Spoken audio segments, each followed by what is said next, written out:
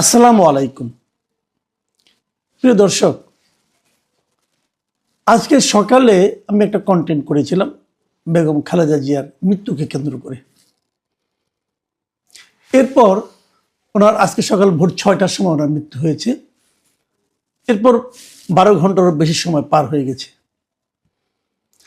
এরপর সামাজিক যোগাযোগ মাধ্যমে এবং বিভিন্ন জায়গায় আমি এই মৃত্যুকে নিয়ে নানা ধরনের প্রতিক্রিয়া দেখছি এবং বিশ্বাস করেন, সকালে আমার যতটা মন খারাপ ছিল তার চেয়েও অধিকতর মন খারাপ নিয়ে এখন আমি এই কন্টেন্টটা করতে বসেছি। আমার এই মন খারাপটা হলো তার মৃত্যুকে কেন্দ্র করে বিভিন্ন মানুষের মধ্যে, আমাদের মতো বিভিন্ন মানুষের মধ্যে যে নীচতা, যে ক্ষুদ্রতা, যে রাজনৈতিক সংকীর্ণতা আমি দেখছি, এটা আমাকে হতাশ করেছে। নানা জনে নানা ধরনের মন্তব্য। কেউ বলতে চাচ্ছে যে উনি কি আসলেই আজকে মারা গিয়েছেন, কেউ এমন কথা বলছেন উনি কি আরো আগে মারা গিয়েছেন, রাজনৈতিক কারণে কি ওনাকে পর্যন্ত টিকে রাখা হয়েছে, মনোনয়নের জন্য কি ওনাকে টিকে রাখা হয়েছে, ওনাকে মনোনয়ন দিতে হবে সেই জন্য ওনাকে মনোনয়ন দেওয়া পর্যন্ত অপেক্ষা করতে হয়েছে। এইরকম নানা ধরনের কথা শুনে আমি, বিশ্বাস করেন, আমার না মনটাই খারাপ হয়ে গেছে। আমার মাঝে মাঝে মনে হচ্ছে আমরা কি এত সংকীর্ণ একটা মানসিকতার জাতি? ভাই, একজন মানুষ মারা গিয়েছেন, উনি ব্যক্তি হিসেবে আমাদের দেশের জন্য আমি তো মনে করি উনি আনপ্যারালাল ছিলেন।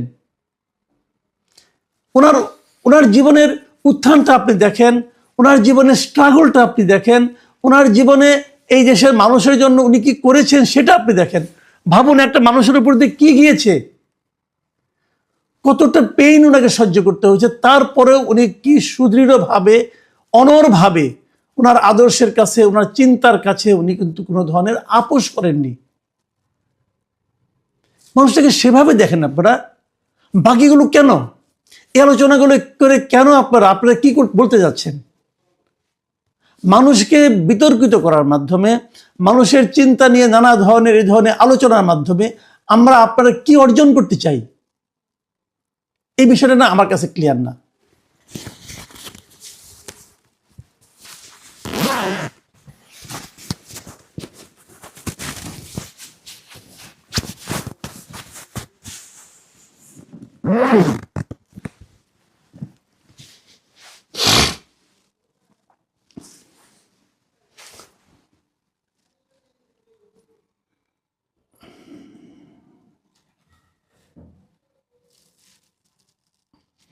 যাই হোক, একটু ক্ষোভের কথা বললাম, এই প্রসঙ্গটা আমি আবার পরবর্তীতে আসবো। তার আগে আমি বলে নেই, বেগম খালেদা জিয়া মারা যাওয়ার পরে সরকারের যে ভূমিকাটা আমার খুব পছন্দ হয়েছে।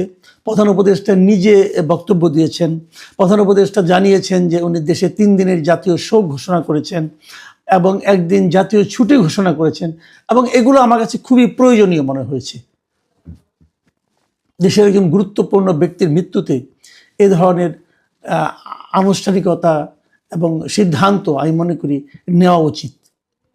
কেন সেটাও বলি, যারা জীবিত আমরা আছি, আমরা এই সময়টা ওনাকে যেমন স্মরণ করতে পারবো, অথবা আগামীতে যারা রাজনীতি করবেন আমাদের এখানে, তারাও ভাবতে পারবেন যে রাজনীতিতে এই ধরনের আচরণ করা গেলে এই প্রাপ্তিটা মিলে, মানুষের কাছ থেকে শ্রদ্ধাটা পাওয়া যায়।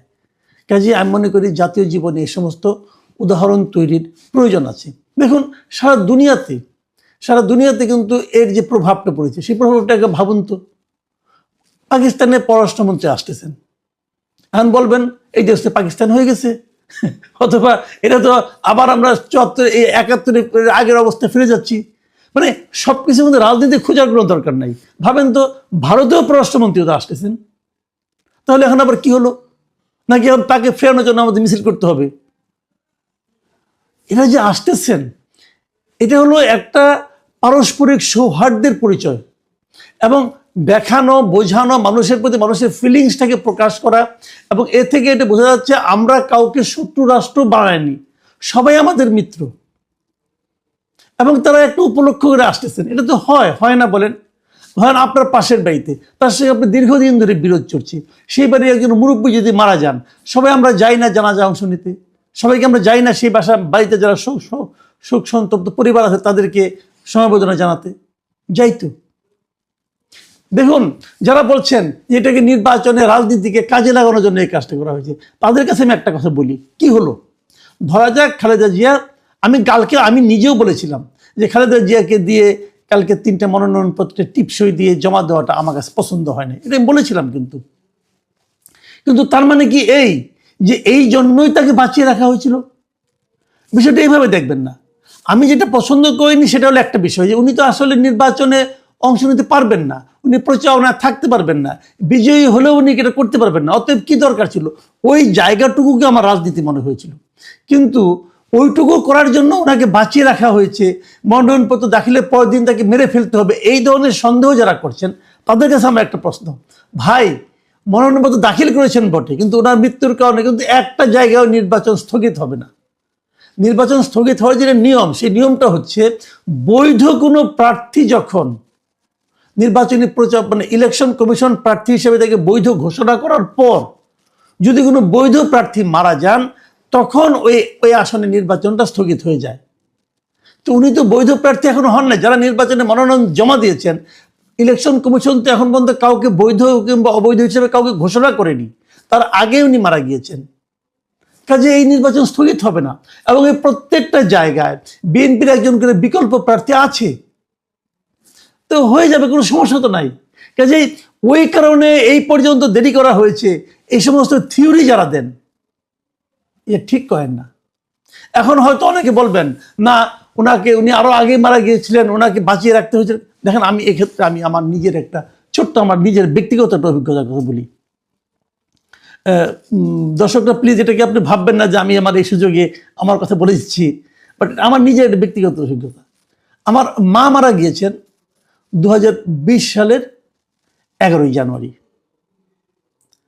আমার মা যখন মারা যাওয়ার আগে উনি কোভিডে আক্রান্ত হয়েছিলেন, কোভিডে মারা গিয়েছিলেন, এবং শেষ দিকে ওনাকে আমরা সেরকমভাবে ওই আপনার কৃত্রিমভাবে বাঁচিয়ে রাখা হচ্ছিল। ওনার শ্বাস অনেকগুলো অঙ্গ ওনার কলাপস করেছিল, ওনাকে আইসিইউতে ভেন্টিলেশনের মাধ্যমে বাঁচিয়ে রাখা হয়েছিল।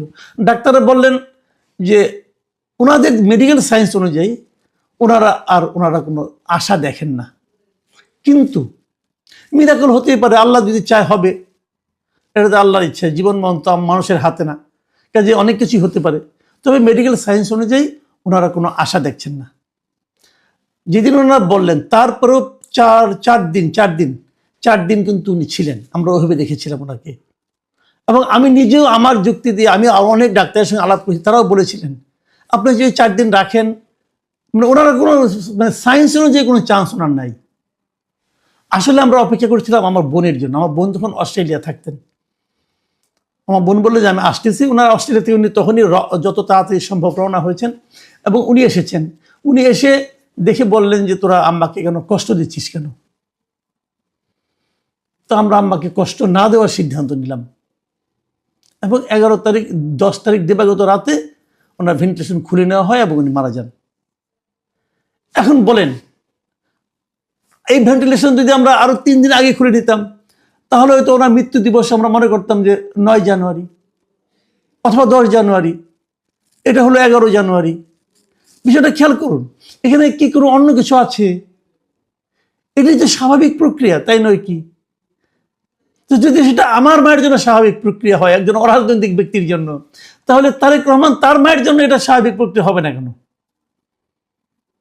ভাই, আমি জানি না কি হয়েছে, যে পর্যন্ত ভেন্টিলেশন খোলা হয়নি সে পর্যন্ত তার দেহ চলছিল, শ্বাস প্রশ্বাস চলছিল, কিন্তু ভেন্টিলেশন থাকা সত্ত্বেও উনি মারা যেতে পারতেন।